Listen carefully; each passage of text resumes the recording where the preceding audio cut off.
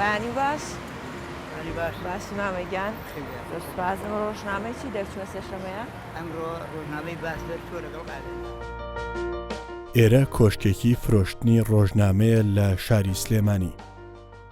لە پێش ئەو کۆشکە گفتوگویەک دروست بووە لە نێوان ڕۆژنامە فرۆشێک و خوێنەرێکدا لەسەر ئەرکەکانی دەرچوونی ژمارەی ڕۆژنامەیەک کە تاوەکو ئەو ڕۆژنامەیە دەگاتەوە کۆشکە بە چەند قۆناغ تێپەڕ دەبێت و چەند کەس کاری بۆ دەکات.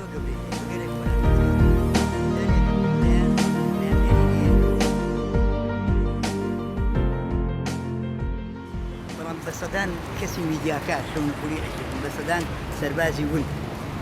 لە بواری میدیا و ڕاگانە کاری تیاکەن. یەکێشی وەرە جێڕێ سەلام یەکێشی وەرە جێڕێشێک ئەینوسێتەوە یەکێ ئامادەیەکە یەکێ پوختەیەکە یەکێت وەری ئەجێڕێ بجات بە ئەوە یەکێ تەبعیەکە یەکی معلوماتەکان بەراورد دەکات لە لەگەڵ معلوماتەکان کار بەراورد. بەتەکید گرنگێکیش لەوەیە کە باشترە بۆ ئەرشیفکردنی ئەو بابەتانی کە ڕۆژانە پرسی ڕۆژن ئەمە زۆر گرنگە بەڕاستی. باشە بەتایبەتی ئەم ڕۆژنامەی کە فرە ڕەهەند و فرەمینبەرە یعنی زۆر جوانی لە هەموو کایەکان ڕۆژنامە لەوە شا گرنگە کە چاوی خوێنەت بیلاک ناکە مەسەلەن تۆ لەسەر کۆمپیوتەر بی یاخۆ بە شێوەی ئەلکترۆنی بابەتێ بخوێنی تەوانێت دەروناساڵێ ئەڵێ کە کاغەتەکە سەوری هەست بە ڕاحەتی جەستە دەکەی بەتەکی نەشکت ئارامە کاتەوە وەکو تەلەڤیزیۆنی وەکو دەرەفێن چاوی لاگەمی لاکی ناکات تشتنی ئاینێ دوایەوە بۆ خۆشیانی هەست بە ئاسوودەی بەتەکی کەمان ڕۆژنامەی کاغەز هەموو هونەرەکانی تیا بەدیەکەی وتارە ڕاپۆرتە مەسەلەن کاریکاتێرە ڕۆژنامەوە لە کارە میدیایەکان بەهۆی چەندین کەسایەتیەوە هەر لە پەیامنێر تا دەگاتە ئەوەی کە ڕاپۆرتەکە ئەنووسێت تا دەگاتەوەی دیاڕژێتەوە تا پاگنووسیەکە تا تێسە ڕۆژنامەکە پیاکردنی وێنە و پیاکردنی کۆمەڵێک شتی تایبەت بۆ ئەو ڕۆژنامەیە هەموو ئەمانە بەدەستی کۆمەڵێک گەنج و خەڵکی خوێنەوە ڕوانندوناز بەرهەم دێت تا چاپخانە چاوخانە کەسی شتیا دەکات و کتێبخانەکان کە ئەوانە ئێستا چەند کەسێک دەیدە بە خوێنەرەکانی خوان هەموو ئەمە گەلێکی بدەیتەوە بەڕاستی ناگاتە کۆی هەموو ئەو بابەتانی کە دوجا بگاتە دەست خوێنەر زۆر بە ئاسانی ینی سەرنجمان دوبوونێکی بێ ئەندازەی بێ سنوور ڕۆژنامەیەک ڕۆژانە بێت لە 4 سەعاتە لاانە بڵێم 6 کەس بەم کارۆ ماندوو ئەبێت تا ڕۆژنامەیەکی 12 لاپەڕی دەکاتە بەرزی خوێنەران. ئێمە لە ڕێگەی بەرنامەی نهێنی پیشەوە قۆناغەکان و ئەرک و زەحمەتیەکانی دەرچوونی ژمارەیەکی ڕۆژنامەتان بە شێوەیەکی پراکتیکی بۆ دەردەخەین. دەگەڕێنەوە بۆ شاری هەولێر و هەفتەنامەی باس وەک نمونەیەک بۆ بەرنامەکەمان وەردەگرین. دەرکردنی ڕۆژنامەیەکی کاغەز لەو کاتەوە کە پەیامنێرێک یا هەواڵسازێک یا ڕیپۆرتێرێک بیرۆکەیەکی بۆ دێت ئەڵێ من فلان لەسەر فلان بابەت بە دوواداچوونێکەکەم تا ئاگاتە ئەوەی کە توی خوێنەر لەسەر کاغەزی ڕۆژنامەکە لە ناو بازار ئەی خوێنیتەوە پرۆسەیەکە ئەرک و عەزاب و ماندووبوونێکی زۆری ئەوێ هی کۆمەڵێک کەس. ئێستا من لەم پرۆگرامە بۆتان باز دەکەم چۆن ڕۆژنامەیەک دەرەچێت. لە هەفتەیەکدا چەندین جار ستافی ئەو هەفتەنامەیە کۆدەبنەوە بۆ ئەوەی پلانی کارکردنیان دابڕێژن. ئەو بیرۆکانش کە نووسەرەکان لایەن گەڵاڵە بووە لەگەڵ سەرنووسەر و جێگری سەرنووسەری هەفتەنامەکە تاوتوێ دەکەن بۆ ئەوەی بیرۆکەکەیان دەوڵەمەندتر بکەن. هەفتەنامەی باس ئێستا تەمەنی کە من و تۆ قساکەین لەم کاتەیە تەمەنی نزیکەی 6 ساڵ و 2 مانگە بێ. هەفتەنامەیەکی گشتیە بایەق بە هەموو لایەنەکانی ژیانی هەر چوار پاسی کوردستانەیە بەڵام بێگومان لە ڕووداوە گەرمەکانە یا بڵین لە مانشێت و هەواڵە سەرەکیەکانە زۆرتر فۆکسی لەسەر با بڵین باشووری کوردستانە هەرێمی کوردستانە لە ڕووی کولتوری و لە ڕووی مێژووی و تەنانەت ئاینە کۆنەکانی کوردستان و ئەمانە لای ئێمە زۆر جێی بایەخن کۆمەڵێک نووسەری زۆر گەورە و ناوداری کوردستان ئەتوان بڵێم هی زۆربەی پارچەکانی کوردستان و هی زۆربەی شارەکانی با بڵێن کوردستانی باشوور لەگەڵ ئێمە بەشدارن بە شانازیەوە ینی متمانیان بە باس هەیە ئەوە یەکێکە لە خاڵە بەهێزەکانی هەفتەنامەی باس و ئەتوانم بڵێم لە زانیاری ورد و ڕازگۆیی و لە گرنگی ئەو بابەتانە ئێمە بڵاویەکەینەوە یەکێکی لە با بڵێن هەفتەنا بە باشەکانی کوردستان و ئەستوان خۆتان لە ناو بازار و لە ناو ڕۆژناوە فرۆشەکان بپرسن ئەوانە هەمووی بە هاوکاری ستافێکی زۆر ژمارەیان کەم بەڵام خەڵکی چالاکن بەڕاستی گەنج و ڕۆژنامەنووسی زۆر چالاکن. دوای ئەوەی کە بیرۆکەکان ڕەزامەندی لەسەردرا لەلایەن چەند نووسەری هەفتەنامەکەوە نووسەرەکان هەڵدەستن بۆ کارکردن و بە دوواداچوون بۆ بابەتەکان با ڕێگای تەلەفۆن و سەردانیکردنی شوێنی مەبەست بۆ وەرگرتنی زۆرترین زانیاری لەسەر بابەتەکانیان. لە حاڵەتێکا ئەوان داوای تەنها گۆڕینی شەخصەکەن بۆچی ئێوە ڕازی لە ئێستاە زۆر گرینگە ئێمە بزانین دوای داعش لە مووسڵ چی ڕوئەدا ئایا شەڕەکان بەردەوامە بنیان ئەوەتانێ ئاشتیەک پێکەوەشیانێک دێتەکایەوە بۆیە من لەو ڕوانگەوە کەسایەتێکی کریسیانم دۆزیوەوە کە لە عنکاوی هەولێر دانیشە و پێشتر خۆی لە مووسڵ بووە لەگەڵ بڵێن ئەو دۆخەیە ئاوارە بووە ئەو کەسایەتیە کە سەرکردەیەکی بڵێن کریسیانە بێگومان پێشنیازی نوێی هەیە بۆ دۆخی دوای مووسڵوە بۆ بە تایبەتیش مەسەلەی بڵێن کریسیان کە لە ناوچەی دەشتی نینەوە ژمارەیەکی زۆریان هەیە.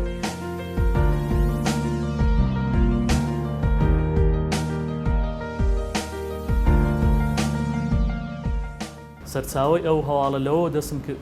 کە لە وێنەیەک پێشمەرگەیەک دەستم کەوت کە لەگەڵ ئۆتۆمبیلەکەی گرتوی خۆی لەوێ بووە و پاسەوانی ئۆتۆمبیلی کردە بۆی نەتەقێتەوە خەڵک لێ نزیک نەبێتەوە.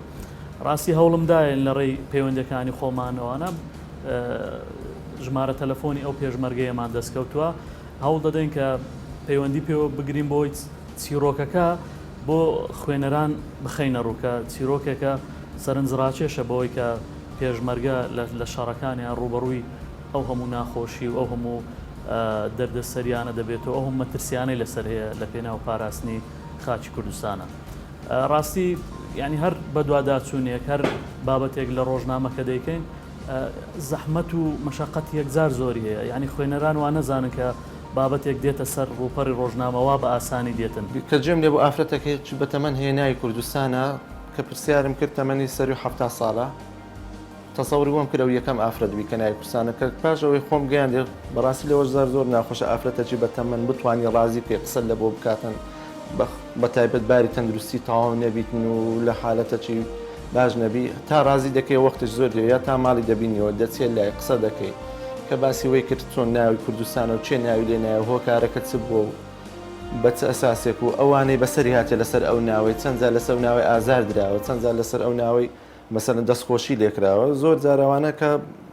خاصن ئەگەر باری تەندروستەوانێ بە قسەکردن لەگەڵوانە بڕێک زەحمەتە هەتا بە قسەیان دێ هەتا قەناعەت دەکەن زۆر جار بابەتەکان ینی بابەتە ڕۆژانەیەکان وام لە ئێکاکە چی بە گرنگ بزانم ئەو هەفتەیە لەسەری بنووسم هەندێک جاریش کاریگەری هەندێک خوێندنەوەی خۆم کە لە ژیانی گشتی خۆمان ئەو سەرچاوە و کتێب و بابەتانی کە خوێندومەتەوە و کاریگەریان تێکردوم وەکو نووسەرە جیهانیەکان یاخود ئەو بابەتە فکریانی کە هەیە یاخود بابەتە مێژوویەکان ینی ئەحساسێکی وردی ئەوێ لەو کاتێک کە ئەنووسی دڵنیام ئەوەی نووسەر بێ ئەزانێت کە چەند کارێکی قەلەقیە لەو کاتانە چۆن ئەتوانێت تعبیرکەی ئەتوانی بچیتەوە دەرونی خۆت و بچیتە عمقی ئەو مۆزوع ئەوانەی بیگەیەنی بۆیە نووسینی ڕۆژنامە کارێکی ئاسان نییە و ڕۆژنامەی باسی شێکێکە لەو ڕۆژنامانە ساڵ بە ساڵ لەگەر گەورەبوونیان من ئەبەوە هەست دەکەم کە خوێنەری زۆرترە و متابعی ئەکرێ وەکێکش بۆ لەو ڕۆژنامانە من خۆم تیابینیەوە بۆ حکومی سانسۆرم لەسەر نەبووە پێویستم بە چەند سەعات خوێندنەوە هەیە هەتاکو ئەوی کە بابەتێک ئەو خوێن ئەنووسم 4 ساعات 5 ساعات تەصدیقی مەزدەرێک لە چەند مەزدەر ئەو معلوماتە وایە بزەبت اینجا یەکێک لە مەزدەرەکان کە سەرنجم ڕابکێشێ ئەیکەم بە سەرچاوی بابەتەکەم لەم کاتەیە کە کۆمەڵی کەناڵی تەلەڤیزۆنی پێشکەوتوو هەن ڕەنگە هەندێک کەس پێی خۆش بێ بۆ تەلەڤیزۆن لە بەرنامەیەکە قسە بکایە لە دیمانەیەکی تایبەتی لەگەڵ بکرێ بۆ تەلەڤیزۆن ڕەنگە خەڵکانێک وا حەز بکەن وەک لەوەی کە بۆ ڕۆژنامە قسە بکەن ئەو تەسەورە ئەو بۆ چوونە هەیە لە دەرەوە بەڵام لە ناوە تۆ لە ناو ئیشی پراکتیکی لە ناو ڕۆژنامەکە ئیشەکەی وان نییە زۆر ئاسانترە ئەو کەسانە کە بۆ ڕۆژنامە قساکەن بۆ نمونە ڕەنگە ئەو کەسە لە ماڵی خۆی بێ یعنی زۆر ئاساییە لە شوێنێک دانیش بێ خۆی جاکاتەوە بە موبایل ئێمە پەیوەندی پێواکەین قسەکانی خۆیەکە و دەنگی تەزیلەکرێت پەیامنێرەکە پرسی پێیەکە هەڵێ ئێمە با بڵێن و دەنگ ڕیکۆرد دەکەین ئیتر لێرەوە کە ڕەزامەندی بدا کە قسە بکە.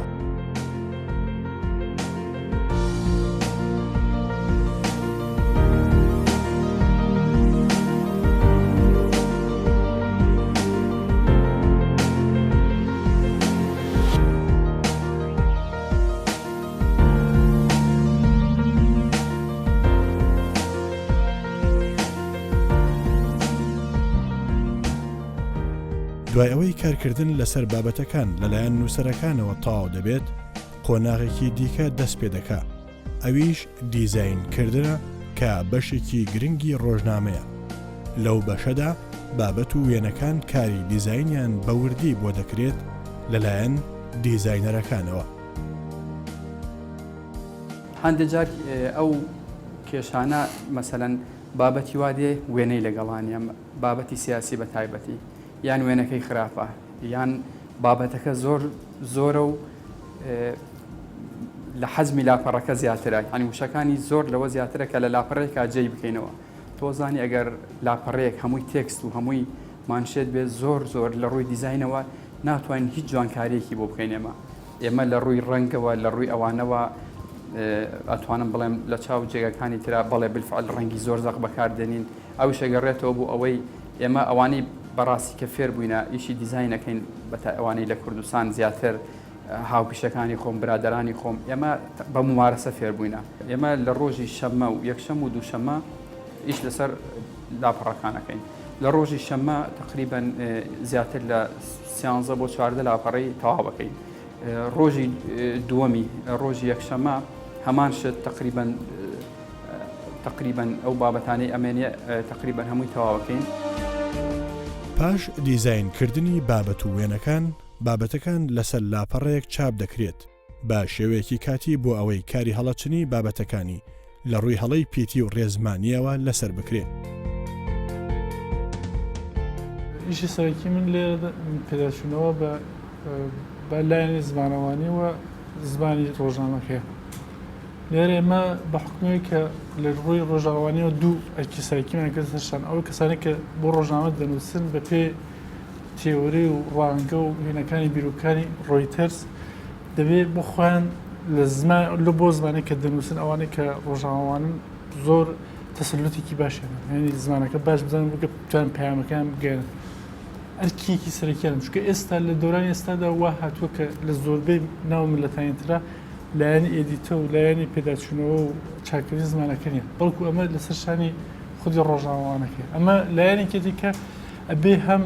ئیدیومی ئەو زمانە و هەم پەندی پیشیانی ئەو زمانە و هەم زاراوە و مەسەڵەحاتێک کە پێویستە لەناو بابەتەکەی خۆیدا بیگونجێنێ لەناو راپۆرتەکەیدا لەناو راپۆرتە هەواڵەکەیدا لەنێو هەواڵەکەیدا بیگوژێن لەنێو بابەتەکەی بیگوجێ بۆی کە بتوانێت خێرا پەیوەندی بەقەکان لەگەڵ خوێنەرەکەیدا زۆربەی بابەتەکانی کە بۆمان دێن چ نووسین بێ و چێ دیمانە بێ هەستەکەین درێژ دادڕی زۆر تێدا ینی شتی دووبارەی زۆر تێدایە ئەو دووبارەیەش وەکە هەم بۆ خوێنەر سەرێشە بێ هەم بۆ ئێمەش لە هەفتەنامەکە شوێنی زۆرەگرێ بۆیە ئێمە بەسەری داچینەوە ئەو زیادەیە لە ئەدەین بەبێ ئەوەی تەسیر بکاتە سەر ناوڕۆکی بابەتەکایە. دوای دیاریکردنی هەڵەی پێتی و ڕێزمانی بابەتەکان دووبارە دەنێردرێتەوە بۆ بەشی دیزاین بۆ ئەوەی هەڵەکان چاک بکرێتەوە و دیزاینی کۆتایی بۆ بکرێت. لاپەڕە 29 ڕۆژێک بەر لە دەرچوونی هەفتەنامەکە هەموو کارمەندانی ئەو هەفتەنامەیە لە کارکردندان بەبێ پچڕان تاوەکو درەنگانی شەو بۆ ئەوەی گەرمترین هەواڵ و بابەتیان دەست بکەوێت بۆ هەفتەنامەکەیان. ڕۆژی دووشەمان بەڕاستی ئەو ستافەی کە تایبەت لەناو ڕۆژنامەکەی دەکەن هەوانە تقریبان یەکێکە لە ڕۆژنامە پڕواندوبوونەکانیان بە تایبەتی بەشی دیزاین و بە تایبەتی هەواڵ سازە خێراکان ئەوانی کە بڵێن کە بزانیارێن دەسەکە و زوو هەواڵ و لێدوانی بۆ وەرگرن. ئەمڕۆ مەسەلەن ڕۆژی شەممە و یەکشەممە کاکەتە دوێنێ و پێرێ ئێمە 24 لاپەڕەی هەفتەنامەی باسمان ئامادە کردووە بەخۆی 28 لاپەڕەیە 14 لاپەڕەی ڕۆژی شەمە ئامادەکەین دوای ئەوە 10 لاپەڕەی ڕۆژ یەکشەمە ئامادەکەین کە ئیتر شتی گەرمترە پەیوەندی بەکاتەوە هەیە دوو شەمان لاپەڕەیەک و 2 3 و 4 ئەمێنێتەوە ئەمانە ڕووداوە گەرمەکانی تایە بابەتە گەرم و بڕەکانی بواری سیاسی تایە لە کوردستان یا بواری ئابووری ئەنجا جگە لە ئامادەکردنیەوە 4 لاپەڕەیە هەروەها بە هەموو دیزایانی ڕۆژنامەکە ئاچینەوە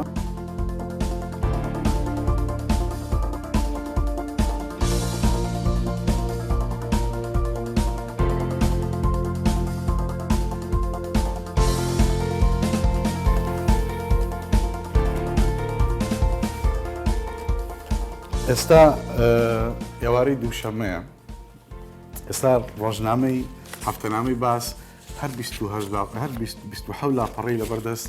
ئێمایە من و کاکسێن کە یاریدەدەرێکی سەرەکی مەلەم ئیشە ئاخر بڵین بۆ دوایین جار ئێمە سێری ناونیشانەکانەکەین سێری وێنەکانەکەین شتێک گونجاو نەبێ ئەی گۆڕین بە قەڵەمی سوور ئیشارەتە تەمان بە هەردوو فلتەری من و کاکسێنە ئەڕوا ئەنجا ئیتر ئەگەر لای ئێمە دەرچوو ئیتر ئەڕات بۆ دیسان ئەڕاتەوە بۆ بەشی دیزاین لێوێ یەکسەر ئەو هەڵەیە ئەو تێبینێ چاکەن یاخود ژماری لاپەڕەکە گۆڕنیان شتێک گرنگ بە گۆڕانکاریەکەکەن یەکسەر ئیتر بە ئیمێل بە لەڕێی ئیمێلەوە ئەڕوا بۆ چاپخانە ئیتر ئەوان لەوێ دەسەکەن بە چاپکردن.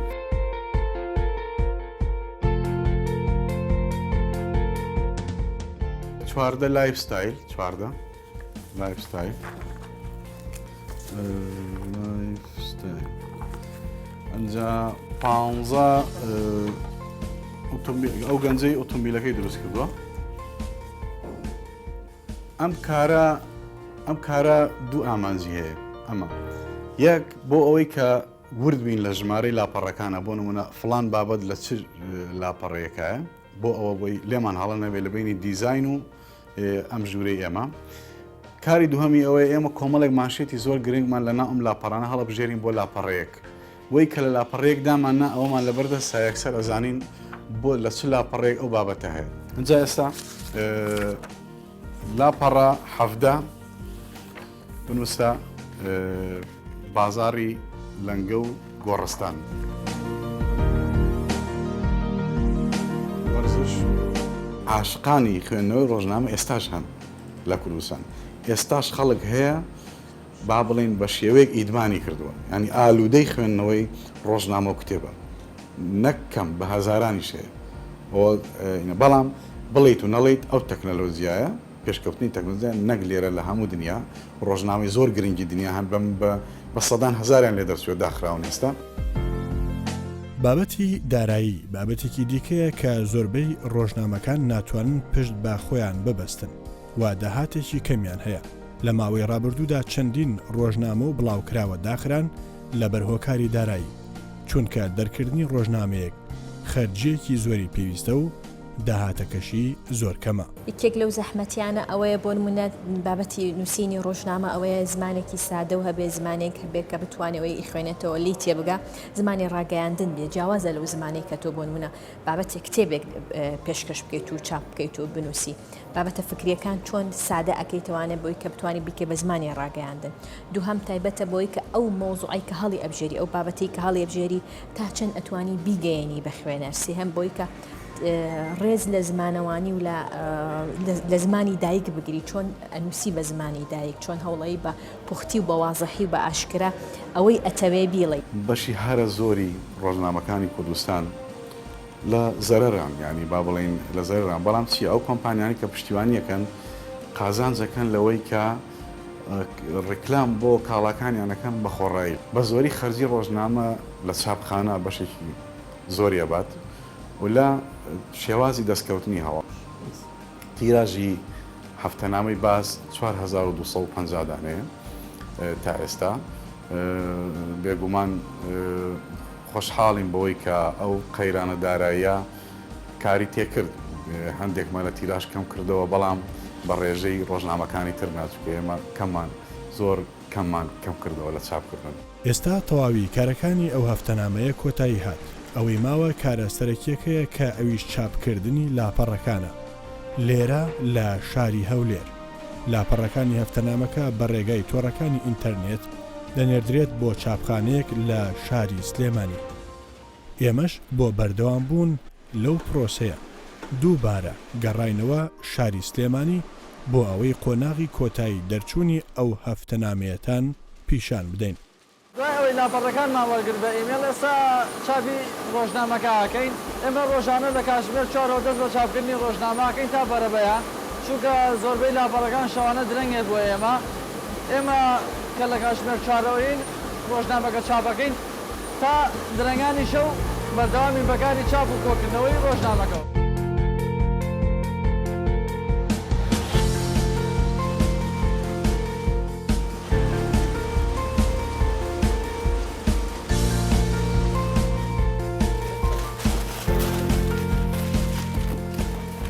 دوای ئەوەی چاپی ڕۆژنامەکە تەواو بوو، ئێستا لەگەڵ هاوکارانم خەریکی کۆکردنەوە و ڕێخستنی ڕۆژنامەکەی نەبێ بە شێوازێکی جوان کۆ بکرێتەوە ڕێک بخرێت و لاپەڕەکان دووبارەی تیانە بێ هەڵی تیانە بێت. دوای ئەوە ئەنێرێ بۆ بڵاوکردنەوە.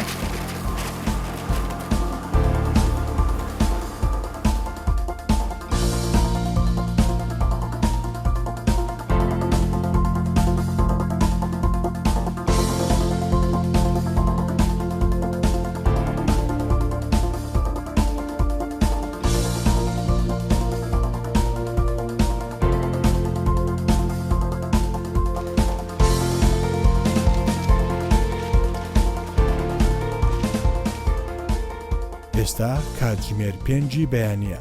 هەموو لاپەڕەکانی ئەو ڕۆژنامەیە چاپکراوە. لەلایەن کارمەندانی چاپخانەش ژمارەی لاپەڕەکان ڕێکخراوە. ئەم پیاوە بە تەکسیەکەی خۆی ڕۆژنامەکان دابەشی سەرشارەکانی کوردستان دەکات بۆ ئەوەی بە زووترین کات بگات بەدەستی خوێنەرەکانی ئەو هەفتەنامەیە.